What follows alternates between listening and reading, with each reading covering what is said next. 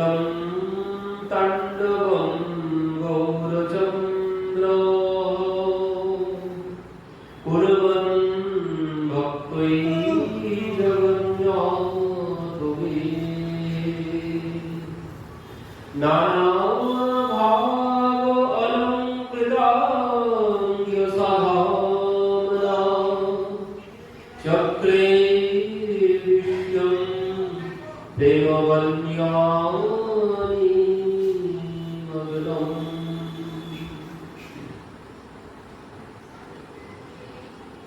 কবিরাজ গোস্বামী পাদ বর্ণনা করছেন মধ্যলীলাতে একাদশ করেছে অত্যুদ্দণ্ডম তাণ্ডবম গৌরচন্দ্র। অত্যুদ্দণ্ডম মানে অত্যন্ত উদ্দণ্ড নৃত্য করছেন। কি বলছেন? তাণ্ডবম গৌরচন্দ্র। মহাপ্রভু আজ অত্যন্ত উদ্দণ্ড নৃত্য করছেন, যেন তাণ্ডব নৃত্য করছেন আজ। কুর্বন ভক্তৈ জগন্নাথ গৃহে। কোথায়? বলেন জগন্নাথের মন্দিরে। জগন্নাথের মন্দিরে মহাপ্রভু আজ তাণ্ডব নৃত্য করতে শুরু করেছেন। কেন? নানা ভাব অলঙ্করাঙ্গ সাধারণা চক্রে বিশ্বম প্রেম বন্যানি মগ্নম। বলছেন নানা ভাব অলঙ্করাঙ্গ, বললেন যারা নৃত্য করে তারা তো খুব সুন্দর সেজে গুজে নৃত্য করে। তো বলছেন মহাপ্রভু সেজেছেন। তিনি কিভাবে সেজেছেন? বলছেন নানা ভাব অলঙ্করাঙ্গ। বলছেন তিনি সেজেছেন সাজে, সুসজ্জিত হয়েছে। কোন সাজে? বলছে ভাবে সাজে। নানান ভাবে অষ্টসাত্ত্বিক বিকার আদি ভাবের সাজে তিনি সুসজ্জিত হয়ে নৃত্য করছেন। আর কি? চক্রে বিশ্বম প্রেম বন্যা নিমগ্নম। আর সেই নৃত্যে তিনি কি করছেন? যেমন যে নাচে সমস্ত শ্রোতাদের মনকে আকর্ষণ করে, খুব সুন্দর করে সেজে, ঠিক সেইভাবে মহাপ্রভু নৃত্য করছেন। আর সেই নৃত্য কেমন? বলছেন তিনি ভাবে, নানান ভাবে তিনি সেজে আজ নৃত্য করছেন। আর সেই নৃত্যে কি করছেন? বলছেন সমস্ত বিশ্বকে কি করছেন? প্রেম বন্যা নিমগ্ন, প্রেমের বন্যায় ভাসিয়ে দিচ্ছে। তিনি এই নৃত্যে বলছেন সমস্ত জগৎকে প্রেমের বন্যায় ভাসিয়ে দিচ্ছে। তো এই পরবর্তীতে আরো আছে এই বর্ণনা, যখন সেই রথের আগে মহাপ্রভু নৃত্য করছেন। তো সেই নৃত্যে মহাপ্রভু রথের আগে নৃত্য করছেন, আর ওই দুই নয়নে যেন পিচকারির মতো অশ্রু ঝরছে।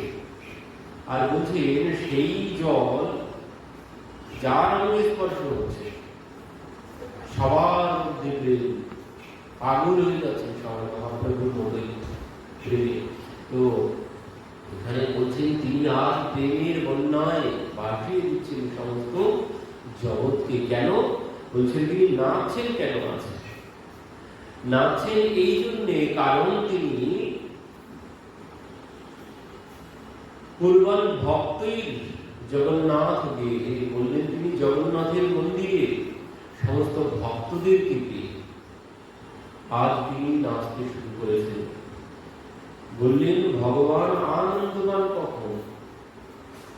ভক্ত যেমন ভগবান দর্শন করে আনন্দ পান,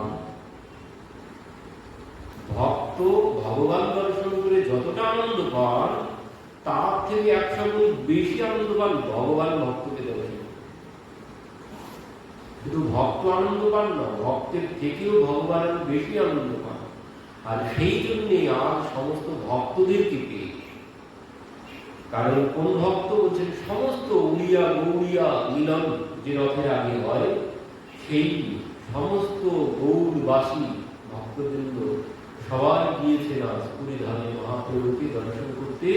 মহাপ্রভু যখন সেই 2 বছর পরে দক্ষিণ ভারত থেকে ফিরে এসেছে, কৃষ্ণদাস গিয়ে খবর দিয়েছে।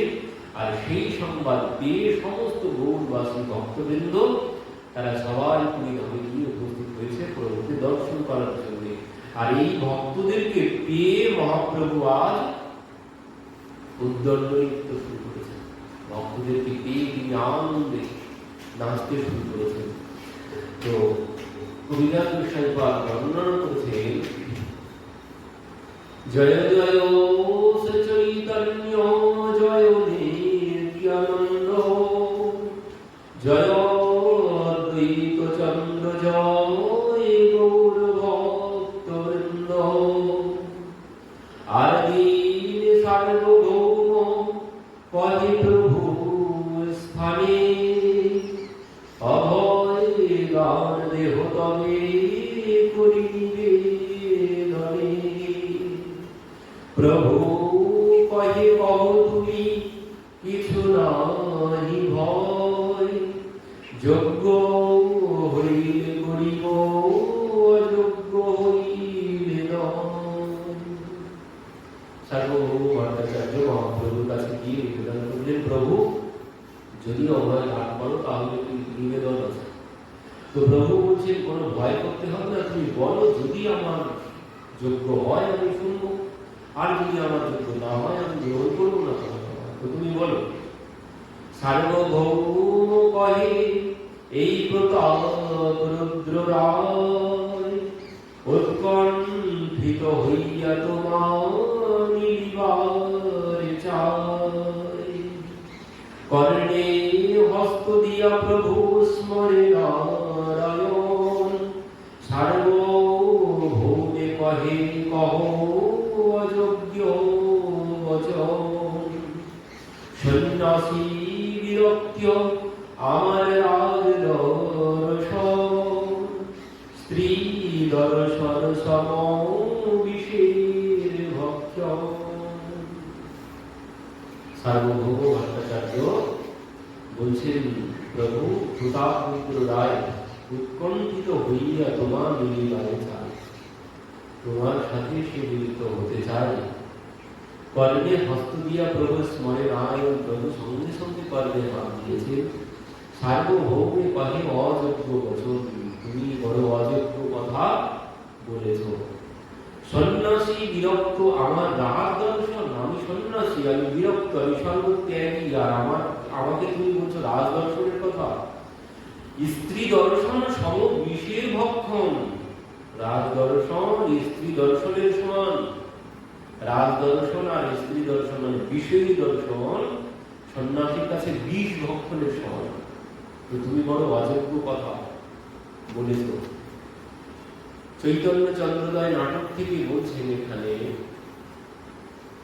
নিষ্কিঞ্চনস্য ভগবদ ভক্ত জন সুন্মুখস্ব, পরম পরম জিগিমিশোর ভবসাগরস্ব, সন্দর্শনম বিষয়ীনাথ যোষিতাঞ্চ, হস্ত্য হস্ত বিষয় ভক্ষণত্যক্য সাধু।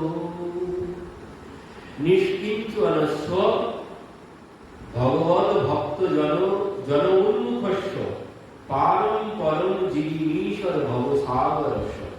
বলছে নিষ্কিঞ্চনস্য, যিনি নিষ্কিঞ্চন, ভগবৎ ভক্ত জন উন্মুখস্য, পারম পরম বলছে যিনি নিষ্কিঞ্চন মানে সর্বত্যাগী, ভগবৎ ভক্ত জন উন্মুখস্য বলছেন যিনি ভগবানের ভক্ত। আর কেমন ভক্ত?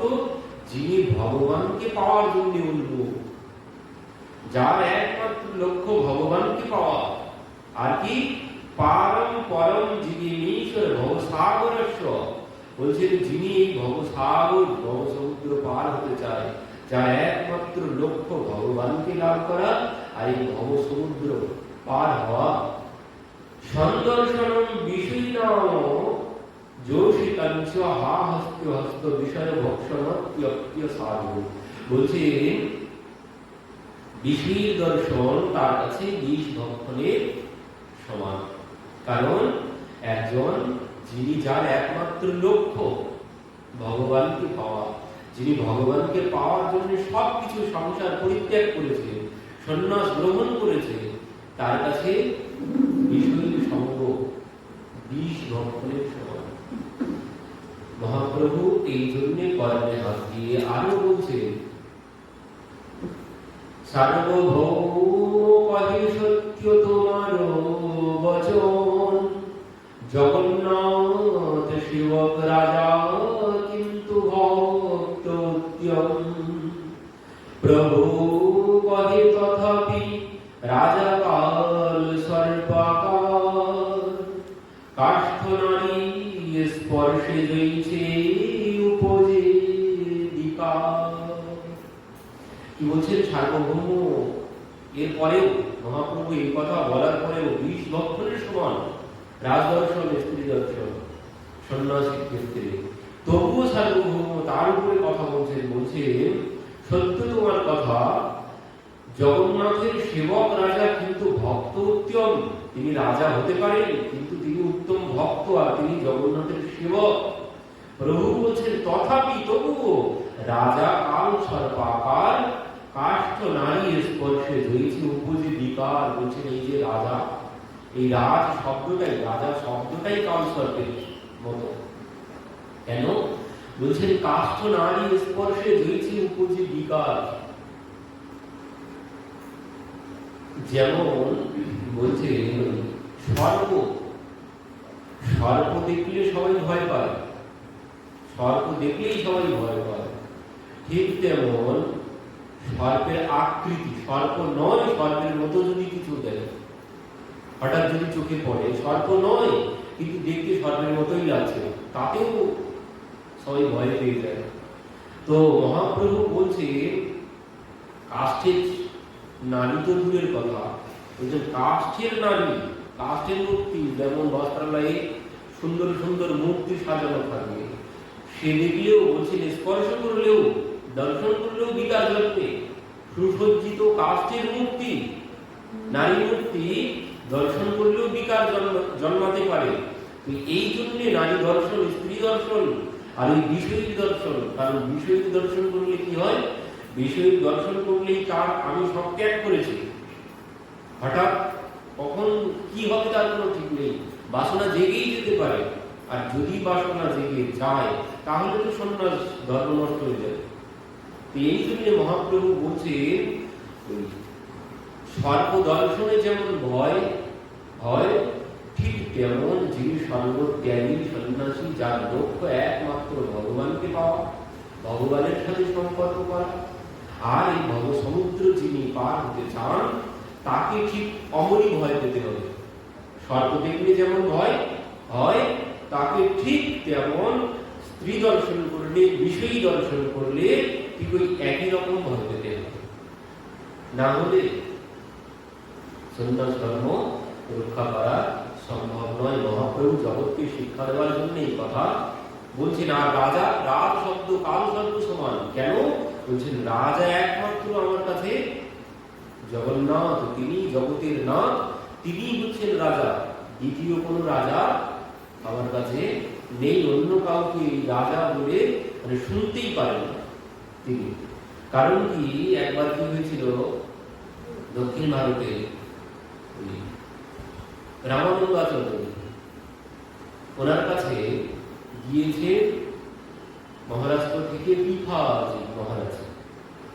তো উনি যখন গিয়েছেন ওনার সেবকদেরকে, রামানন্দ আচার্যজির সেবকদেরকে গিয়ে বলছেন যাও তোমাদের মহারাজকে গিয়ে বলো, গুরুদেবকে গিয়ে বলো যে পিফাজি মহারাজ এসেছে। তো সেবকরা গিয়ে ওনাকে বলছে গুরুদেব পিফাজি মহারাজ এসেছে আপনার সাথে, আপনার দর্শন করতে। তো বলে দাঁড়িয়ে আছেন তারা। কিছুক্ষণ পর দেখলেন উনি কোনো কিছু বললেন না। তো এই কিছু বললেন না দেখে গুরুদেবের সেবকরা এসে মহারাজকে বললেন যে আপনার কথা গুরুদেবকে গিয়ে বললাম, কিন্তু গুরুদেব কোনো কথাই উত্তর দিলেন না।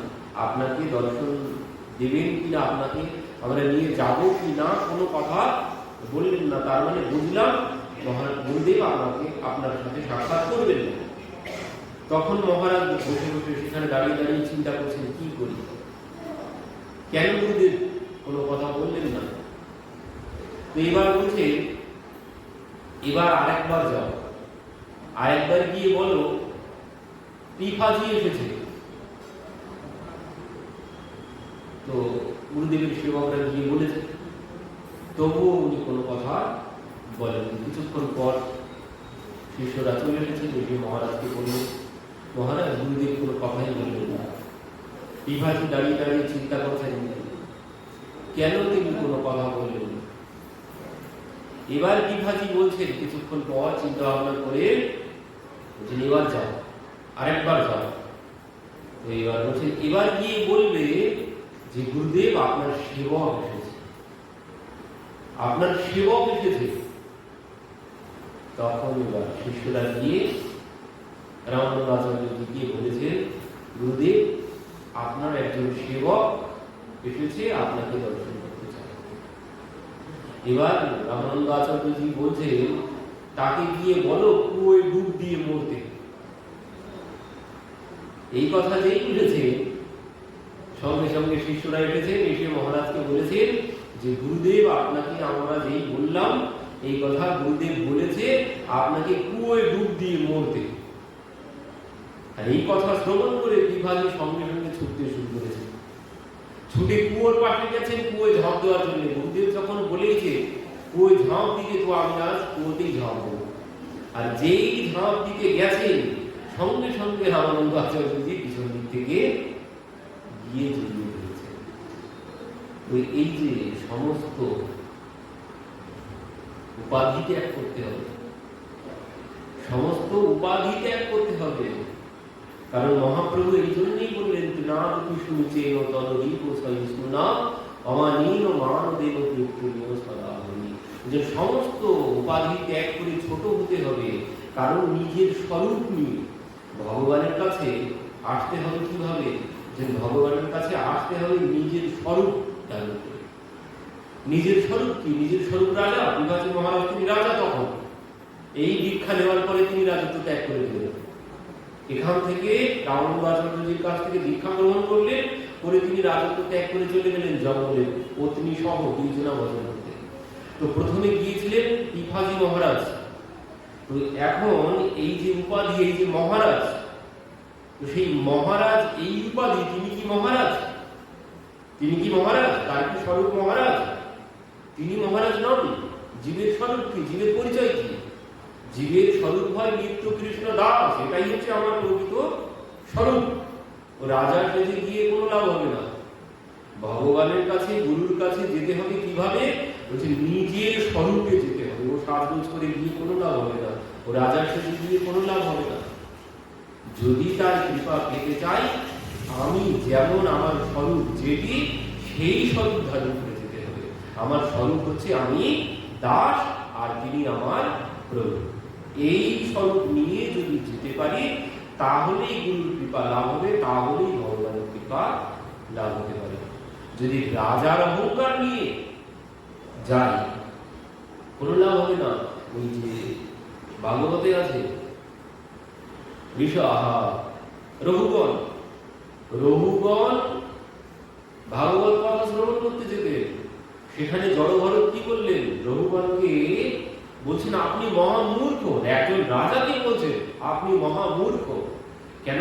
বলছেন আপনি যে প্রশ্ন করেছেন, আপনি এতদিন ভাগবত শ্রবণ করেছেন, আপনার মাথার মধ্যে কোনো কিছু প্রবেশই করেনি।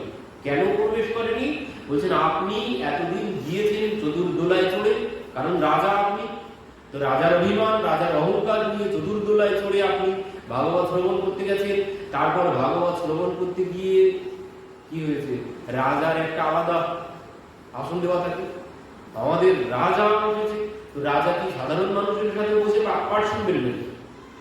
রাজা কি সাধারণ মানুষের সঙ্গে বসে পাঠ শুনতে পারে? আমাদের বড় বড় ভাগবত পাঠ হয়, যে সমস্ত টিভিতে আমরা দেখি, সেখানে বড় বড় অতিথিদের জন্য আলাদা আলাদা আসন করা হয়, তারা সেখানে বসে। তো এই যে রাজা রঘুগণকে জড়ভরতজি তিনি উপদেশ করছেন, আপনি যেতেন ভাগবত শ্রবণ করতে, আর সেখানে গিয়ে কি করতেন? বলছেন আপনার জন্য আলাদা আসন দেওয়া থাকতো, রাজার আসন, আর আপনি সেই আসনে বসে অহংকারের সহিত পাঠ শ্রবণ করতেন। অহংকারের সহিত পাঠ শ্রবণ করতেন। এই জন্য এতদিন পাঠ শ্রবণ করে আপনার কোনো কল্যাণ হয়নি, আপনার মধ্যে কোনো কিছুই প্রবেশ করে করেনি, যদি প্রবেশ করতো আপনি আজ এই প্রশ্ন আমার কাছে করতেন না। কি প্রশ্ন করেছিলেন? প্রশ্ন করেছিলেন যে ওই জড়ভরতজি বলছেন, মহারাজ যখন বলছেন আমি তোমাকে কিন্তু শাস্তি দিতে যাই, তুমি আমার খাও, আমার রাজ্যে বাস করো, আর রাজার সেবা করবে না, আমি তোমাকে শাস্তি দেব।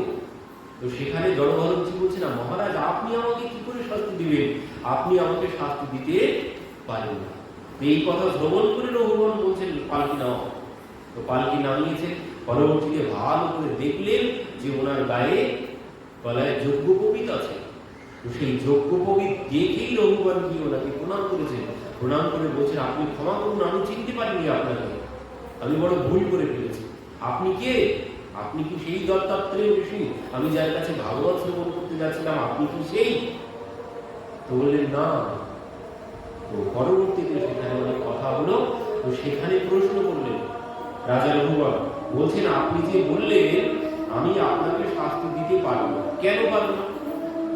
তো জড়ভরতজি বলছেন আপনি আমার শরীরকে শাস্তি দিতে পারবেন, কিন্তু আমাকে শাস্তি দিতে পারবেন না। কেন পারবো না? বলছে আমি আর আমার শরীর সম্পূর্ণ আলাদা বিষয়, আমি আর আমার শরীর সম্পূর্ণ আলাদা বিষয়। তো আপনি আমার শরীরকে শাস্তি দেবেন, আমাকে শাস্তি দিতে পারবেন।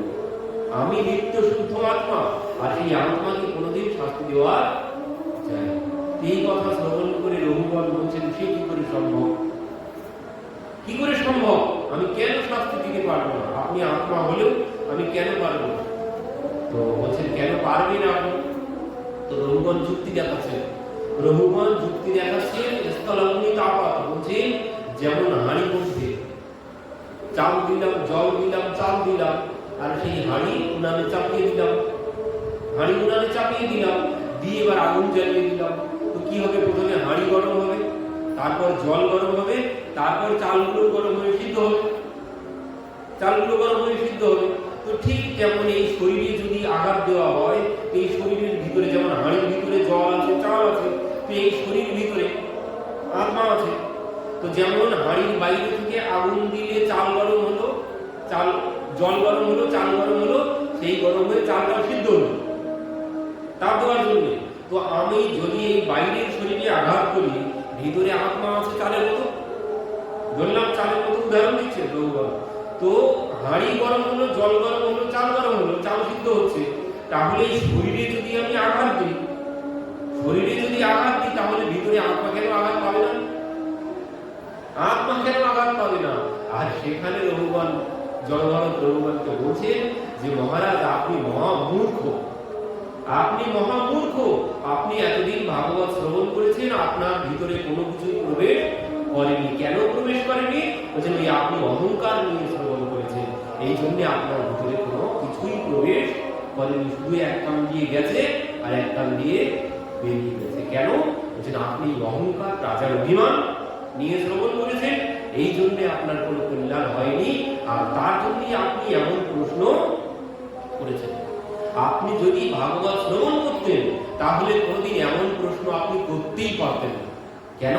বলছেন আপনি যে উদাহরণ দিলেন, কোথায় হাঁড়ি আর চাল আর জল, আর কোথায় আত্মা? আত্মার সাথে হাঁড়ি চাল জলের কোনোদিন তুলনা করা যায়? কারণ এর একটা অবয়ব আছে, জলের একটা আকার আছে, চালের একটা আকার আছে, আর যে আত্মা তার কোনো আকার, তার কোনো অবয়ব নেই। তাকে ধরা যায় না, তাকে কাটা যায় না, তাকে ছেঁড়া যায় না, তাকে বাঁধাও যায় না। কেন? তার কোনো আকার নেই, সে আকাশের মতো, তার কোনো আকার নেই। তো আপনি কার সাথে কার তুলনা করলেন? যার কোনো আকার নেই তার তুলনা করছেন যার আকার আছে তার সাথে। এই জন্য আপনি মহামূর্খ বলেছি আমি আপনাকে। তো এখানে রঘুবনকে বলছে যে আপনি অহংকার নিয়ে শ্রবণ করতে গেছেন, রাজার অভিমান নিয়ে শ্রবণ করতে গেছেন, এই জন্যে আপনার কোনো কল্যাণ হয়নি, আর এই জন্যই আপনি মুখের মতো প্রশ্ন করেছেন। তো বললেন আপনার কৃপা কখন হবে জানেন? বলছেন ওই রাজার অভিমান ত্যাগ করতে হবে। রাজার অভিমান ত্যাগ করে বিনা মহৎ পাদ রজ অভিষেকম, বলছেন যতদিন না মহতের চরণ ধুলিতে স্নান করতে পারবেন, ততদিন আপনার কল্যাণ হবে। বিনা মহৎ পাদ রজ অভিষেকম, বলছেন মহতের সাধু সন্তের চরণ ধুলিতে আপনাকে স্নান করতে হবে, তারপর আপনার কল্যাণ হবে। ওই উঁচু আসনে বসে ভাগবত পাঠ শ্রবণ করে কোনোদিন কল্যাণ হবে না। সবার সাথে নিচে বসতে হবে, বসে তাদের চরণ ধুলি নিতে হবে, তারপর আপনার কল্যাণ হবে। কোনো অভিমান নিয়ে ভাগবতে গিয়ে বসলে গুরুদেবের কাছে, ভগবানের কাছে যেখানেই যাই না কেন কোনোদিন কোনো কল্যাণ হবে না। কল্যাণ যদি চাই নিজেকে ছোট করে যেতে হবে। মহাপ্রভু এই জন্য বললেন তৃণের থেকেও নিচু হতে হবে যদি নিজের কল্যাণ করতে চাও। তো এই জন্যে কোনো অভিমান নিয়ে আসলে চলবে না, নিজের স্বরূপ নিয়ে আসতে হবে। আর নিজের স্বরূপ কি? নিজের স্বরূপ হচ্ছে তুমি ভগবানের দাস, আর ভগবান তোমার প্রভু, তুমি তার সেবক। এই দাস হয়ে তার কাছে যেতে হবে। এটি কি? এটি গলায় গামছা, দাসের গামছা। এটি গামছা দিয়ে আসতে হবে গলায়, নিজে দাস সেজে আসতে হবে। অভিমান নিয়ে মাথা উঁচু করে আসলে কোনো কল্যাণ হবে না, ছোট হতে হবে। তার জন্য এটি নিয়ম। এটি কিন্তু কিছু না, শুধু ভালো করা হয়েছে কি গামছা, গলায় গামছা। চাকর বাকর যেমন গলায় গামছা দিয়ে রাখে, এটিও গলায় গামছা। এই জন্য উত্তরীয় দিতে হবে, না হলে এখানে বসা যাবে না। উত্তরীয় গলায় না দিয়ে প্রণাম করা যাবে না, এটি দাসের চিহ্ন। এই জন্য উত্তরীয় গলায় দিতে হবে। এটি কি গায়ে দেওয়ার জন্য না, না, এটি সুন্দর করে সাজিয়ে চকচকে কাপড় পরে অনেকে কাপড় গলায় দিয়ে যান, এটি চকচকে করা হয়েছে। এটি আসলেই গামছা, এটি অন্য কোনো কিছু নয়। গলায় গামছা দিয়ে মাথা নিচু করছি, আমি তোমার দাস, আমি তোমার সেবক। এই জন্য বলছেন যে রাজা, রাজার এই অভিমান, এই রাজা শব্দ, এই শব্দের জন্যই রাজা কাল সর্প আকার, আমি তাকে দর্শন দিতে পারবো না। মহাপ্রভু বলে দিলেন যে যার মধ্যে রাজা শব্দ আছে, যেখানে রাজা শব্দ আছে, সে আমার দর্শন লাভ করতে পারবে না। মহাপ্রভু পরিষ্কার বলে দিলেন এই উপাধি সব ত্যাগ করে দিতে হবে। নিজের ওই ধনবান, বলবান, জ্ঞানবান সমস্ত উপাধি ত্যাগ করতে হবে, তাহলে প্রভুর কৃপা পাওয়া যাবে। জগন্নাথের একটি ঘটনা ঘটেছিল যে মাধব দাসজি, জগন্নাথের ভক্ত মাধব দাসজি, মাধব দাসজির কাছে কাশীধাম থেকে একজন পণ্ডিত এসেছেন। তাকে কেউ যেন বলেছে মাধব দাসজি মহাপণ্ডিত, আপনি তার কাছে যান, আপনি কেমন বড় পণ্ডিত, আপনি তার সাথে শাস্ত্র চর্চা করুন। তো মাধব দাসজির কাছেই যখন গিয়েছেন, গিয়ে বলছেন আমি আপনার সাথে শাস্ত্র চর্চা করতে এসেছি, আপনি নাকি মহাপণ্ডিত। মাধব দাসজি বলছেন আমি মহাপণ্ডিত? কে বলল?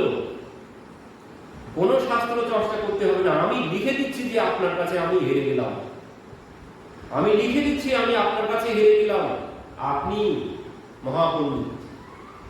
লিখে দিয়েছেন।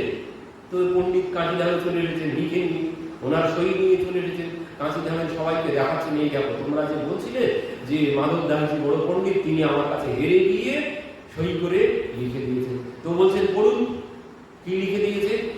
এবার কি হয়েছে, যখন সবার সম্মুখে পড়তে গেছেন সেই পত্র, তখন কি হয়েছে, তখন দেখছেন সেখানে মাধব দাসজি লিখেছেন যে, পড়ে শুনে এসেছেন কিন্তু মাধব দাসজি লিখে দিয়েছে আমি কোনো কিছু জানি না, আপনার কাছে পরাজয় স্বীকার করে নিলাম, আপনার সাথে শাস্ত্র চর্চা করার মতো কোনো জ্ঞান বুদ্ধি আমার কাছে, আমার মধ্যে নেই, আপনি মহান পণ্ডিত। মাধব দাসজি লিখে সই করে দিয়েছে।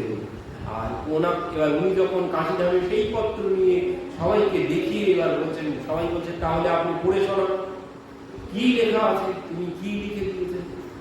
এবার সেখানে গিয়ে যখন পড়ছেন, সেখানে গিয়ে দেখছেন কি, সেখানে গিয়ে দেখছেন আমি অমুক, আমি মাধব দাসজির কাছে সম্পূর্ণরূপে পরাজিত হয়েছি। মাধব দাসজি হচ্ছেন প্রকৃত পণ্ডিত, তার সাথে শাস্ত্র অর্থ করার মতো জ্ঞান আমার নেই, সম্পূর্ণরূপে হয়েছে।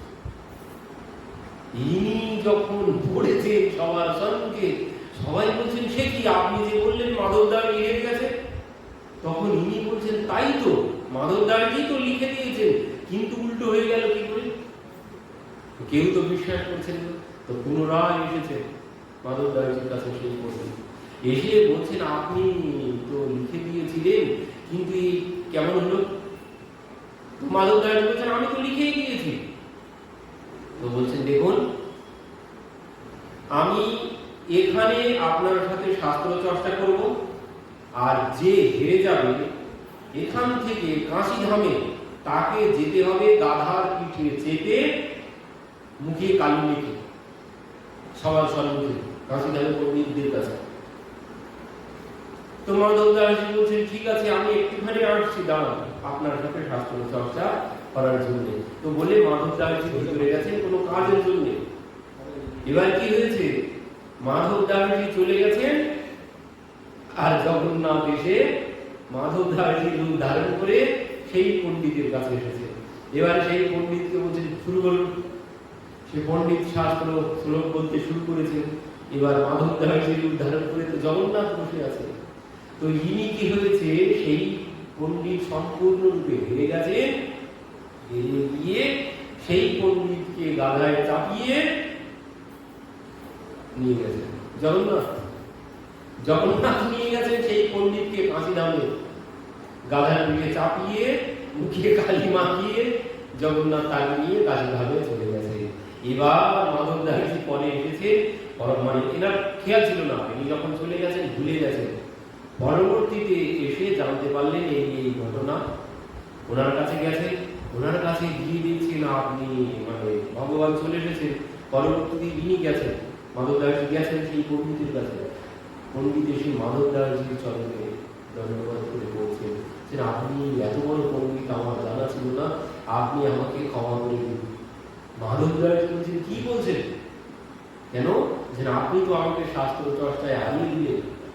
আমি হারিয়ে দিলাম মানে, যে হ্যাঁ আপনি তো আমাকে গাধার পিঠে চাপিয়ে সমস্ত কাশীধাম মুখে কালি মাখিয়ে সমস্ত কাশীধাম ঘোরালেন, আপনার কাছে আমি হেরে গেলাম তাই কথা বলতে। তখন মাধব দাসজি বলছেন, আপনি কি বলছেন, আমি আপনাকে হারিয়ে দিলাম, আমি তো আপনার কাছে আসিনি, আপনি চলে এসেছেন তাই আমি এসেছি আপনার কাছে। আপনার সাথে শাস্ত্রার্থ করব বলেছিলাম বলে আমি চলে গিয়েছিলাম, আসছি বলে আমি তো ভুলে গিয়েছিলাম, তো তার জন্য আমি আপনার কাছে পুনরায় এলাম। আর আপনি কি বলছেন, তো বলছেন তাহলে আমার সাথে শাস্ত্রার্থ করলো কে? তখন মাধব দাসজি বলছেন, না আমি আপনার সাথে কোনো শাস্ত্রার্থ করতে বসিনি, আমি তো মহামূর্খ, আপনার কাছে কি শাস্ত্রার্থ করব? এই যে সর্বক্ষণ ছোট হতে হবে, ছোট হলে বড় করার দায়িত্ব তার, তিনি করবেন। আর তুমি যদি নিজে বড় হতে চাও, ওই কালী মেঘেই মুখে কালী মেঘেই তোমাকে গাধার পিঠে চড়ে ঘুরতে হবে। তুমি যদি তার কাছে ছোট হতে পারো, সেই তোমাকে বড় করবে। আর তুমি যদি নিজে বড় হতে চাও, কালী মেঘেই তোমাকে ঘুরতে হবে। তো মহাপ্রভু বলতে চাইলেন এই রাজ আর শব্দকে ত্যাগ করতে হবে, মানে অভিমান ত্যাগ করতে হবে। যেখানে রাজ শব্দ আছে আমি তাকে দর্শন দিতে পারব, মানে যার মধ্যে অভিমান আছে আমি তাকে দর্শন দিতে পারব। এই সমস্ত অভিমান ত্যাগ করে তীরের থেকে নিজেকে ছোট করতে হবে। কারণ আমি দাস, একজন দাস কিসের রাজা? একজন দাস কোনদিন রাজা হতে পারে না। আমি একদম গোড়াগুড়ি থেকেই তার দাস। তো এই কথা স্মরণ রাখতে হবে। তো সেই জন্য মহাপ্রভু এই কথা বললে, এই রাজ শব্দই হচ্ছে কাল সর্বস্ব, তো আমি তাকে দর্শন দিতে পারব। কি বলছে, আকারাদপি তেভ্যং স্ত্রীণাম বিষয়িনামপি যথা যথা হির মনসা সৌভয়স্তথা দস্য কৃতেরপি। বলছেন আকারাদপি তেভ্যং স্ত্রীণাম বিষয়িনামপি, এই স্ত্রী আর বিষয় দুইজনাই বিষের মতো, আর দুইজনাকেই ভয় পেতে হবে। স্বল্প দেখলে যেমন ভয় হয়, ঠিক তেমন ভয় পেতে হবে। একজন বিষয়কে দর্শন করলে আর স্ত্রী দর্শন করলে, যিনি সন্ন্যাস গ্রহণ করেছেন, যিনি সবকিছু ত্যাগ করেছেন। কিন্তু এ বড় কঠিন নিয়ম, মহাপ্রভু বললেন এই সব দ্বারা এ সম্ভব নয়। আর এই জন্যই মহাপ্রভু পরে বলে দিলেন কলিযুগে সন্ন্যাস চলবে। কলিযুগে সন্ন্যাস চলবে না, কারণ সন্ন্যাসীর নিয়ম হচ্ছে, সন্ন্যাসীর নিয়ম এই, আর এই নিয়ম পালন করা বড় কঠিন, সম্ভব নয়। আর এই জন্যই সন্ন্যাস মহাপ্রভু বললেন কলিযুগে সন্ন্যাস চলবে। তো ওইছে বাদ পুনরূপী মুখে না আনিবে, পুনঃ যদি কহ আমা দেখা না দেখিয়ে বলছেন এই কথা যদি পুনরায় বলো আমাকে তুমি আর এই পুরীধামে দর্শন করতে পারবে না, আমি পুরীধাম ছেড়ে চলে যাবো তুমি যদি এমন কথা বলো। তাহলে চিন্তা করুন যে একজন সন্ন্যাসীর পক্ষে রাজ দর্শন কতখানি মারাত্মক হতে পারে। ভয় পাইয়া সার্বভৌম নিজ ঘরে গেলা হেন কালে প্রতাপ রুদ্র পুরুষোত্তমে আইয়া। সার্বভৌম ভট্টাচার্য চলে গেছে, এমন সময় এসেছে রায় রামানন্দ আচার্য। রায় রামানন্দজি এসেও কি হয়েছে দেখো। রায় প্রগতি কইল প্রভু কইল আলিঙ্গন, দুইজনে প্রেমাবেশে করেন ক্রন্দন। দুইজনকে জড়িয়ে ধরে কাঁদতে শুরু করেছে। রায় স্বামী প্রভু দেখি স্নেহ ব্যবহার, সব ভক্তগণ মনে হইল চমৎকার। রায় রামানন্দকে জড়িয়ে ধরে যখন মহাপ্রভু কাঁদছেন, এনাদের দুইজনের এই সম্পর্ক থেকে সমস্ত ভক্তবৃন্দ সবাই অবাক হয়ে গেছে। রায় কহে তোমার আজ্ঞায় রাজাকে কহিলা, তোমার ইচ্ছায় রাজা মনে বিষয়ে ছড়াইলা। ওই যে দক্ষিণ ভারতে যখন কথা হলো রায় রামানন্দ সংবাদ, তার পরবর্তীতে মহাপ্রভু যখন চলে এলেন, রামানন্দ আচার্য কিন্তু আর থাকতে পারছেন না, তো তিনি গিয়ে রাজাকে বললেন, আমি কহিল আমার ভিড়তে না হয় বিষয়, চৈতন্য চরণে রহ যদি আজ্ঞা হয়। বলছেন আমি আর এই রাজকার্য আর আমার ভালো লাগছে না, আপনি আমাকে মুক্তি দিন, এই পদ আমি আর চাই না, আমি যুগল পদ পেয়ে গেছি, এই পদ আমার আর প্রয়োজন নেই, আপনি আমাকে কৃপা করে মুক্তি দিন। তো বলছেন কোন পদ পেয়েছো? তো বলছেন আমি চৈতন্যের যুগল পদ পেয়ে গেছি, সেই পদের সেবা করব, সেই চরণের সেবা করব, আপনার এই মন্ত্রী পদ আমার আর ভালো লাগছে না। এই কথা শ্রবণ করেই তোমার নাম শুনি রাজা আনন্দিত হইয়া আসন হইতে উঠে মোরে আলিঙ্গন করিলা। যে তোমার কথা আমি যখন বলেছি, রাজা সঙ্গে সঙ্গে উঠে এসে আমাকে জড়িয়ে ধরেছেন। তোমার নাম শুনি হইল প্রেম আবেশ, মোর হাতে ধরি কহে প্রীতি বিশেষ। বলছে তোমার নাম শ্রবণ করেই তো সে রাজা ভাবে বিভোর হয়ে গেছে, প্রেমে বিভোর হয়ে গেছে। তোমার যে বর্তন, বলছে তোমার যে বর্তন তুমি খাও, সেই বর্তন নিশ্চিন্ত হইয়া সেব প্রভুর চরণ। বলে তোমার কোনো চিন্তা করতে হবে না, তোমাকে আমি ছেড়ে দিচ্ছি, তবে তুমি যে মাহিনা পেতে মাসে মাসে, তোমার কোনো চিন্তা করতে হবে না, তুমি গিয়ে চৈতন্যের চরণ সেবা করো, আর যে মাহিনা আমি তোমাকে প্রতি মাসে দিই সেই মাহিনাই তুমি পাবে, আর তোমাকে আসতে হবে না, মাস শেষ হলে বাড়িতে চলে যাবে, তোমার কোনো চিন্তা করতে হবে না। তো এই হচ্ছে ভগবানের কৃপার ফল। ওই তুলসীদাস বলছেন, যাকি উপর রাম কি কৃপা হই, তাকি কৃপা করে সব কই। তুলসীদাস বলছেন, যাকে একবার ভগবান কৃপা করবেন না, সমস্ত জগৎ তাকে ভালোবাসবে, যাকে ভগবান ভালোবাসবে। এবার আমি যদি জগতের কাছে ভালো হতে চাই, জগতের ভালোবাসা পাবো না। জগতের ভালোবাসা পেতে গেলে ভগবানকে ভালোবাসতে হবে, ভগবানের কাছে ভালো হতে হবে, বলে সমস্ত জগৎ তোমাকে ভালোবাসবে। ও সংসারের দুই একজনের কাছে ভালো হয়ে কোনো লাভ নেই, ভগবানের কাছে ভালো হতে হবে, ভগবানের প্রিয় হতে হবে, আর ভগবানের প্রিয় হলেই জগৎ সব তোমার প্রিয় হয়ে যাবে, সবার কাছে তুমি প্রিয় হয়ে যাবে। তুলসীদাসের কথা। তো এই জন্য বলছেন এখানে যে তিনি কাজ ছেড়ে দিলেন, তবুও রাজা বললেন যে কারণ তিনি ভগবানের প্রিয় হয়ে গেছেন, এই জন্য রাজা বলে দিলেন তোমার কোনো চিন্তা করতে হবে না, তুমি চলে যাও, মাঝে মাঝে মাহিনা ঠিক তোমার বাড়িতে চলে যাবে। এমন ঘটনা ওই মহারাষ্ট্রের একজন ভক্তের সাথে হয়েছিল। সেই একজন নাপিত ছিলেন, রাজার সেন নাপিত। সেন নাপিত রাজার সেবা করেন, তো সেদিন যেতে পারেননি শীতকালের দিনে তেল মালিশ করতে স্নানের আগে। তো নাপিত কি করছে? নাপিত করছে ভক্তের সেবা। বাড়িতে ভক্ত এসেছে ৮-১০ জন, তো সেই ভক্তের সেবা করছে নাপিত। ভক্তদের পেয়ে রাজার সেবার কথা ভুলে গেছে, তো তিনি ভক্ত সেবা করছেন, আর এদিকে তো কাজ চলে যাবে। ভগবান দেখছেন আমার ভক্তের কাজ চলে যাবে, তো সেই জন্য ভগবান কি করেছেন? ভগবান গেছেন নাপিত সেজে সেই রাজার মালিশ করতে, রাজার আম্পা মেলা। তো রাজার মালিশ করতে ভগবান গেছেন, তো ভগবান গিয়েছেন, গিয়ে মালিশ করছেন মালিশ করছেন যখন, এমন মালিশ রাজা বলছেন, কিরে তোর হাতে এত জাদু, আজ তো আমার এত আরাম কোনদিন হয়নি, এত আরাম হচ্ছে কেন? কোনো কথা বলছে না, হুহা করছে, কথা বলছেন না, কোনো হুহা করে যাচ্ছে। কিছুক্ষণ পরে রাজার ঘুম এসে গেছে, চোখ জড়িয়ে যাচ্ছে। এত সুন্দর করে মালিশ করছেন রাজা, আর বসে থাকতে পারছেন না, রাজার চোখ জড়িয়ে যাচ্ছে। এবার মাঝে মাঝে কি হচ্ছে, ওই যখন জোর করে চোখটা খুলছেন, হঠাৎ হঠাৎ কি দেখছেন, ওই তেলের বাটির মধ্যে ভগবানের প্রতিবিম্ব, ভগবানের প্রতিবিম্ব পড়েছে তেলের উপরে। কিন্তু ইনি ভাবছেন আমার ঘুম চোখে কি দেখছি, কোনো কিছু ইনি বুঝতে পারছেন না। এবার যখন মালিশ করে চলে গেছেন, ওদিক থেকে আসল নাপিত এসে প্রবেশ করেছে।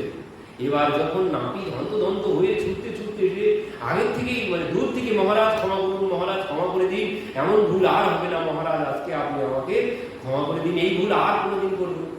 ওদিকে মহারাজ অবাক হয়ে গেছেন, সমস্ত সৈন্য সামন্ত তারা সবাই অবাক হয়ে নাপিতের দিকে তাকিয়ে আছেন। কি ব্যাপার, নাপিতের কি মাথা খারাপ হয়ে গেল? এক্ষুনি গেল মালিশ করে, আবার কি বলছে মহারাজ ক্ষমা করে দিন, এমন ভুল আর হবে না। মহারাজের কাছে গেছেন, মহারাজ শান্ত হয়, কি হয়েছে বল।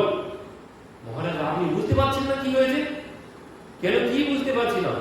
আরে মহারাজ, আমি আজ আপনাকে মালিশ করার কথা ভুলে গেছি, আমার দেরি হয়ে গেছে, কত সময় আগে পার হয়ে গেছে আপনার স্নানের সময়, তো মহারাজ ক্ষমা করে দিন। মহারাজ বলছেন, তোর কি মাথা খারাপ হয়েছে? তুই তো এই মাত্র মালিশ করে চলে গেলি, আর এমন মালিশ তো কোনদিন হয়নি। নাপিত বলছেন, কি বলছেন মহারাজ, আমি মালিশ করে চলে গেলাম? হ্যাঁ, মালিশ করে চলে গেলি, এই তো আমি স্নান করে এসেছি, তুই তো একটু আগেই মালিশ করে চলে গেলি। নাপিত বলছেন, বিশ্বাস করুন মহারাজ, আমি কোনোদিন আসিনি আপনাকে মালিশ করতে। তখন বলছেন, সত্য বলছেন? বলছে, হ্যাঁ মহারাজ, সত্য বলছি, আপনি বিশ্বাস করুন, আপনি যেখানে ছুঁয়ে বলতে বলবেন, আমি সেখানে হাত দিয়ে বলবো আমি আসিনি। তাহলে কে এসেছিল? আমি যে তেলের বাটির মধ্যে যা প্রতিবিম্ব দেখেছিলাম, তাহলে কি সেটি সত্য? তখন বলছেন, মহারাজ আপনি কি দেখেছিলেন? বলছেন, মাঝে মাঝে তো আমার চোখ জড়িয়ে যাচ্ছিল ঘুমে, কিন্তু মাঝে মাঝে ওই বাটির মধ্যে ভগবানের প্রতিবিম্ব দেখছিলাম, তাহলে কি সেই আমাকে মালিশ করে গেল? আর এই কথা শ্রবণ করে রাজা, ওই নাপিত, সে নাপিত রাজার চরণ ধরে গড়াগড়ি দিতে শুরু করেছে, মহারাজ আপনি কত ভাগ্যবান, আজ আমার ভগবান এসে আপনাকে মালিশ করে গেল। তো মহারাজ, এই চাকরি আমি আর করবো না, আপনি আমাকে মুক্তি দিয়ে দিন, কারণ ভগবান এসে আমার জন্য আজ আপনাকে মালিশ করে গেল, ভগবান আপনাকে মালিশ করে গেল, এই চাকরি আমি আর করবো না, আপনি আমাকে মুক্তি দিন। তো মহারাজ বলছেন, আমি তোকে মুক্তি দিয়ে দিলাম, কোনো চিন্তা নেই, কিন্তু তোকে আর আসতে হবে না, যা তুই ভগবানের সেবা কর বাড়িতে গিয়ে, আমি যে মাহিনা পেতিস সে মাহিনাও আমি ডবল করে দিলাম, তোকে আসতেও হবে না, আমি বাড়িতে পাঠিয়ে দিব মাহিনা, তোর কোনো চিন্তা করতে হবে না, তুই ভগবানের সেবা কর। এই ভক্তের সেবার ফল, ভক্তের সেবার ফল আজ এই হলো, রাজার সেবার ফল এই হলো আজ। তো যার উপরে একবার ভগবানের কৃপা হবে, সবার কৃপা তিনি লাভ করবে। তো এখানে বলছে যে তুমি তার চরণ সেবা করো, তোমার কোনো চিন্তা করতে হবে না, তোমার মাহিনা আমি ঠিক পাঠিয়ে দেব। তো এই কথা শ্রবণ করে আমি ছাড় যোগ্য, কি বলছে, আমি ছাড় যোগ্য নহি তার দর্শনে, তার যে সেবে তার সফল জীবনে। মহারাজ কি বলছেন? মহারাজ বলছেন, আমার তো সৌভাগ্য নেই তাকে দর্শন করা, কিন্তু বলছে তার যে সেবে, তার সেবা যিনি করেন, তারই একমাত্র জীবন সফল।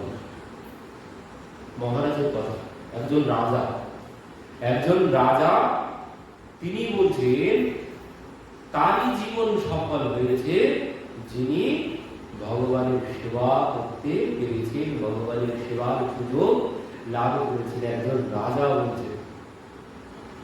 একজন রাজা বলছেন যে তারই জীবন সফল যিনি ভগবানের সেবা হতে পেরেছেন, যিনি ভগবানের সেবা করতে সুযোগ পেয়েছেন, তারই একমাত্র জীবন সফল। কারণ মহারাজ বলছেন, তার বুঝিয়ে নিতে হবে, ও রাজত্ব দিয়ে জীবন সফল হবে না, গাড়ি বাড়ি অর্থ সম্পদ দিয়ে জীবন সফল হবে না। তাই যদি হতো, মহারাজের মুখ থেকে এমন বাণী বার হতো না। তার কি নেই?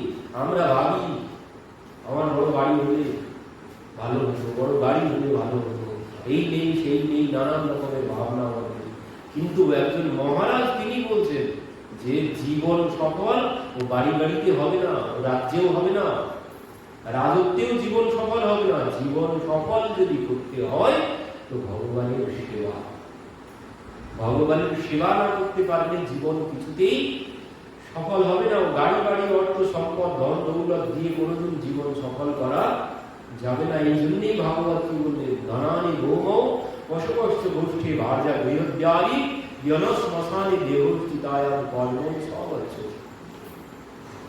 বাড়ি গাড়ি অর্থ সম্পদ কিছুই সাথে যাবে না, সব এই ভূমিতে পড়ে থাকবে যার পিছনে ছুটছ।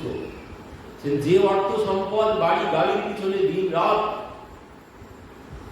ঘুমানোরও সময় নেই, খাওয়ারও সময় হচ্ছে না, যার পিছনে ছুটে বেড়াচ্ছ ও কোনোটাই তোমার সঙ্গে যাবে না, সব এখানে পড়ে থাকবে।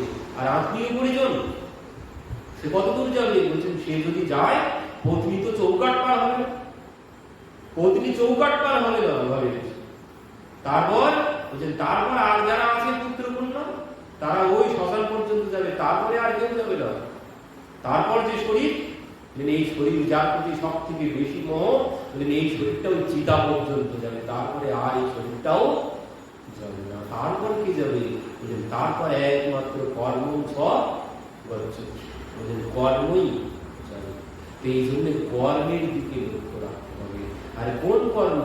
সে কর্ম হচ্ছে একমাত্র ভগবানের সেবা, ভগবানের নাম। এই কর্ম ও জগতের কর্ম করে কোনো লাভ হবে না। সব জগতের কর্ম করে যত বাড়ি বাড়ি অর্থ সম্পদ করেছ সব এখানেই করে থাকবে, কোনো কিছুই সাথে নিয়ে যাওয়া যাবে। তো মহারাজ বলছেন জীবন তাই সফল একজন রাজার কথা। আমরা ভাবি না বড় বাড়ি হলেই জীবন সফল হবে, বড় গাড়ি হলে জীবন সফল হবে, কিন্তু একজন রাজা তিনি বলছেন জীবন সফল ও রাজত্ব দিয়ে অর্থ সম্পদ দিয়ে হবে না, একমাত্র ভগবানের সেবাতেই জীবন সফল। আমরা যেই একটুখানি কেউ ধনবান হয়ে যায় তখন আর সব ভগবান ভগবান ওসব আর কোনো কিছু মানতেই চাই না। যার একটু বেশি অর্থ আছে সে তো মানতেই চায় না, ভগবান ভগবান বলে কোনো কিছু নেই বলেই যায়। ও সব ভগবান ভগবান কোনো কিছু নেই। হিরণ্যকশিপুর মতো, হিরণ্যকশিপু বলছে কে ভগবান? কিসের ভগবান? ভগবান আমি, আমি রাজা, আমি ভগবান, আমার নাম করবি, আমার নাম কর প্রহ্লাদ, আমি ভগবান। সমস্ত রাজ্যে প্রচার করেছে আমার নাম করতে হবে, আমি ভগবান। কারণ রাজাই হয় ভগবানের স্বরূপ, শাস্ত্রে বলা আছে। তো আমি ভগবান। ওই মহারাজ বেদও প্রচার করেছিল, মহারাজ বেদ প্রচার করেছিল, নো দ্রষ্টব্যম ন হতব্যম বিজাপতি, বলছে কোনো দান হবে না, কোনো যজ্ঞ হবে না। আর যজ্ঞ যদি হয় ভগবানের নামে না, আমার নামে যজ্ঞ করতে হবে, আমার নামে আহুতি দিতে হবে। আমি রাজা, অন্য কোনো কারোর নাম চলবে না। নাম যদি করতে হয় আমার নাম করো। ঋষি মণি তারা সহ্য না করতে পেরে সেই বেলকে এমন হুঙ্কার করেছে, বেল দেহত্যাগ করছে। তো সেই বেলের শরীর মন্থন করে ঋতু মহারাজের আবির্ভাব হল। তো এই যে যখন কেউ ক্ষমতা পেয়ে যায় তখন ভাবতে শুরু করে যে আমার মতো বলবান, আমার মতো জ্ঞানবান, আমার মতো ধনবান আর জগতে কেউ নেই, আমি শ্রেষ্ঠ, আমি ভগবান, নিজেকে ভগবান ভাবতে শুরু করি। কিন্তু এখানে রাজা প্রতাপরুদ্র রায় তিনি বলছেন না, একমাত্র মহাপ্রভুর সেবাই হচ্ছে জীবন সফল হতে পারে। আর কি বলছেন? পরম কৃপালু দেহ ভুজেন্দ্র নন্দন, কোন জন্মে মোরে অবশ্য দিবেন দর্শন। এই যে রাজার কথা, রাজা কি বলছেন? তিনি পরম কৃপালু একজন রাজা। আমরা বলি ভগবান ভগবান কোনো কিছু নেই, যিনি ধনবান ব্যক্তি তিনি ভগবানই মানতে চান না। কিন্তু রাজা কি বলছেন? পরম কৃপালু দেহ ভুজেন্দ্র নন্দন, তিনি যে কেউ নন, তিনি ভুজেন্দ্র নন্দন, ভগবান শ্রীকৃষ্ণ তিনি। আর কি বলছেন? কোন জন্মে মোরে অবশ্য দিবেন দর্শন। এই যে ভগবান পাওয়ার প্রথম শর্ত, ভগবানকে পাওয়ার, তার কৃপা লাভের প্রথম শর্ত হচ্ছে এই যে কোন জন্মে মোরে অবশ্য দিবেন দর্শন, তিনি অবশ্যই আমাকে দর্শন দেবেন। এই বিশ্বাস, এই বিশ্বাস থাকতে হবে। বিশ্বাস ছাড়া কোনোদিন তাকে পাওয়া সম্ভব না। যার বিশ্বাস আছে সেই পেতে পারে, যার বিশ্বাস নেই তাকে কেউ কোনোদিন পাওয়া সম্ভব নয়। কেমন দেখুন একটা গল্প, দুইজন ভক্ত ভগবানকে পাওয়ার জন্য তপস্যা করছে। তো একদিন দেবর্ষি নারদ সেই পথে এসে উপস্থিত। তো দেবর্ষি নারদকে দর্শন করেই প্রথম ভক্ত দেবর্ষি নারদের চরণে প্রণাম করে বলছেন, বলুন দেবর্ষি, বড় কৃপায় আজ আপনার দর্শন পেয়েছি। কারণ নারদ দেব দর্শনম, দেবর্ষি নারদের এক নাম কি দেব দর্শনম। কারণ আপনার দর্শন যে পায় সে ভগবত দর্শন পাবেই পাবে। তো আপনার দর্শন যখন পেয়েছি, ভগবানের দর্শন পাবো, তো আপনি কৃপা করে বলুন কবে পাবো, তার দর্শন কবে পাবো আপনি বলুন। তো দেবর্ষি নারদ বলছেন, তা তো আমি বলতে পারবো না, তো আমি এর পরে যখন যাব, প্রভুর কাছে যখন যাব, আমি জেনে আসবো যে প্রভু তোমাকে কবে দর্শন দেবে। তো ভক্ত বলছেন ঠিক হয়েছে, তো আপনি এর পরে যখন আসবেন আপনি জেনে আসবেন যে প্রভু আমাকে কবে দর্শন দেবেন। বললেন ঠিক আছে। তো দেবর্ষি নারদ চলে গেছে, কিছু দূর গিয়ে আরেকজন ভক্তের সাথে দেখা গেছে, সেও গাছতলায় বসে বসে ভজন করছে। তো দেবর্ষি নারদকে দর্শন করে একই কথা বলেছে, প্রণাম করেছে। তো দেবর্ষি কৃপা করে যদি বলতেন যে প্রভুর দর্শন কবে পাবো, তো দেবর্ষি বলছেন ঠিক আছে, এখন তো আমি বলতে পারবো না, তো তোমার কথা আমি প্রভুকে গিয়ে বলবো, বলে জেনে নেবো যে তোমাকে তিনি কবে দর্শন দেবেন। তো দেবর্ষি নারদ চলে গেছে। তো একদিন কি হয়েছে, দেবর্ষি নারদ ওই পথে এসেছে। দেবর্ষি নারদ ওই পথে যখন এসেছেন, সেই ভক্ত দুইজনাকেই দেখলেন যে গাছতলায় বসে বসে তারা প্রভুর নাম করছে। দেবর্ষি নারদকে দর্শন করেই তারা উঠে গিয়ে দেবর্ষি নারদের প্রথম ভক্ত গিয়ে দেবর্ষি নারদের চরণে প্রণাম করেছেন। প্রণাম করে বলছেন, দেবর্ষি বলুন তাহলে প্রভুর সাথে কথা হয়েছে, আমার কথা বলেছিলেন, প্রভু কবে দর্শন দেবেন বলেছেন আমাকে। তো দেবর্ষি বলছেন, দেখো আমি তোমার কথা বলেছিলাম, প্রভু বলেছে তুমি যে গাছতলায় বসে আছো, এই গাছে যত পাতা আছে, এই গাছে যত পাতা আছে, এতবার তোমাকে জন্মগ্রহণ করতে হবে, আর প্রতি জন্মে এইভাবেই তার ভজনা করতে হবে, তারপর তিনি তোমাকে দর্শন দেবে। এই কথা শ্রবণ করে প্রথম ভক্ত বলছেন, কি গাছের দিকে তাকিয়ে বলছেন, কি এই গাছে যত পাতা আছে ততবার আমাকে মরতে হবে আর জন্মগ্রহণ করতে হবে, আর তত জন্ম ধরে আমাকে তার নাম করতে হবে, তারপর তিনি আমার দর্শন দেবেন। ও ভগবান, দর্শন আমার দরকার নেই, বাড়ি চললাম বলে আসল বুদ্ধি নিয়ে তিনি বাড়িতে চলে গেছে। বলছেন, ও ভগবান টগবান আমার দরকার নেই, আমি চললাম, ও আমার সংসারই ভালো আছে, ভগবান দরকার নেই বলে তিনি চলে গেছেন। এবার আর কিছু দূর তো আরেকজন ভক্ত ছিলেন, আরেকজন ভক্তের কাছে দেবর্ষি নারদ যখন গেছেন, সে এসে আগে দেবর্ষিকে প্রণাম করেছেন। প্রণাম করে বলছেন, বলুন দেবর্ষি, আপনি কি আমার নিবেদন করেছিলেন প্রভুর কাছে? তো বলছেন, হ্যাঁ করেছিলাম। তো প্রভু কি বলেছেন? ওই একই কথা বলছেন, প্রভু বলেছে এই যে গাছতলায় বসে বসে তুমি তার নাম করছো, এই গাছে যত পাতা আছে এত জনম তোমাকে জন্মগ্রহণ করতে হবে, আর প্রতি জন্মে এইভাবে তার ভজনা করতে হবে, তারপর তুমি তার দর্শন পাবে। সে কি করেছে? সে এই কথা শ্রবণ করে আনন্দে দুই হাত তুলে নাচতে শুরু করেছে। দেবর্ষি নারদ বলছে, কি ব্যাপার, তুমি নাচছো কেন? তো বলছে, নাচবো না, প্রভু আমাকে দর্শন দেবেন বলেছে, তিনি যখন দর্শন দেবেন বলেছেন তো দেবেনই, তাই যেদিন অহংকার কিন্তু তিনি দেবেনই। এই খুশিতে তিনি দেরি দেরি করে নাচতে শুরু করেছেন, আর তার এই নাচ দেখে দেবর্ষি নারদ অবাক হয়ে গেছে। বলছেন, তুমি তোমার মধ্যে আশা আছে তার দর্শন? আশা বলছেন আছে মানে? তিনি তো একদিন না একদিন আমার দর্শন দেবেন, আর আমার নাম তিনি জানতে পেরেছেন, আমি যে তার তপস্যা করছি, তার নাম করছি, তিনি আমার নাম জেনেছেন, দর্শন তো একদিন দেবেনই দেবেন, এই জন্য আমি নাচছি। তুমি নাচছো? দেবর্ষি নারদ অবাক হয়ে গেছে তার নাচ দেখে। একজন তো আসন উঠিয়ে নিয়ে বাড়ি চলে গেল, কিন্তু ইনি আনন্দে নৃত্য করতে শুরু করেছেন। দেবর্ষি নারদ তার এই আনন্দ দেখে অবাক হয়ে গেছে। এমন সময় কি হয়েছে, সেখানে চতুর্ভুজ নারায়ণ ভগবান কি জয়, ভগবান এসে উপস্থিত। দেবর্ষি নারদ আরো অবাক হয়ে গেছে। প্রথমে তো তার নাচ দেখে, তার আনন্দ দেখে অবাক হয়ে গেছে, এবার ভগবানকে ওখানে দেখে অবাক। কি ব্যাপার প্রভু, আপনি যে বললেন এত জন্ম পরে তুমি একে দর্শন দেবে, তো প্রভু কি ব্যাপার, প্রভু এখনই কেন এলে? তো প্রভু বলছেন যে দেখো, এর আমার প্রতি যে বিশ্বাস, আমার প্রতি যে বিশ্বাস, সেই বিশ্বাসের জন্য আমি আর থাকতে পারলাম না, এসে দর্শন দিতে বাধ্য হলাম। আমি দর্শন দিতে বাধ্য হলাম এর বিশ্বাসের জন্য। আমি বলেছিলাম এত জন্ম পরে তাকে দর্শন দেব, কিন্তু আমি পারলাম না, আমার কথা আমি নিজে রাখতে। বলছেন ওই যে যখন এমন প্রেম যখন দেখেন, তখন আর নিজের প্রতিজ্ঞা বলেন, নিজের কথা আমি আর নিজেও রাখতে पारी ना। प्रबल प्रेम के पाल पड़कर प्रभु को नियम बदलते देखा। বলছে আমি আর আমার নিয়ম আর আমি রাখতে পারি না যখন এমন প্রেম দর্শন করি। যেমন সেই কুরুক্ষেত্রে বলেছিলাম অস্ত্র ধারণ করবো না, তবুও আমি অস্ত্র ধারণ করেছি। কেন? ওই যে ভক্তের জন্য, ভক্তের জন্য। তো আমি এখানেও কথা দিয়েছিলাম দর্শন এখন দেব না, কিন্তু এর মধ্যে যে প্রেম, এর মধ্যে যে বিশ্বাস, এই প্রেমের জন্য আমি আসতে বাধ্য হয়েছি। তো ভগবানকে পাওয়ার জন্য বিশ্বাস চাই প্রথম। পরবর্তী ধাপের কথা পরবর্তীতে তো আছেই,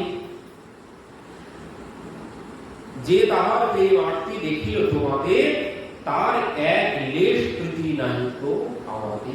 রামানন্দ আচার্য বলছেন যে সেই রাজার মধ্যে যে প্রেম আছে তোমার প্রতি, যে ভালোবাসা আছে তোমার প্রতি, অমন ভালোবাসা আমার নেই তোমার জন্য। আমার মধ্যে অমন ভালোবাসা নেই, রাজার মধ্যে যে ভালোবাসা আছে। প্রভু কহে তুমি ভক্ত প্রধান, তোমার যে প্রীতি করে সেই ভাগ্যবান। আমার প্রভু বলে দিলেন আসল কথা। কি বলছেন? তুমি প্রধান ভক্ত, আর তোমাকে যে ভালোবাসে সেই হচ্ছে মহাভাগ্যবান। কারণ যিনি ভক্তকে ভালোবাসেন তিনি হচ্ছে মহাভাগ্যবান। আমাদের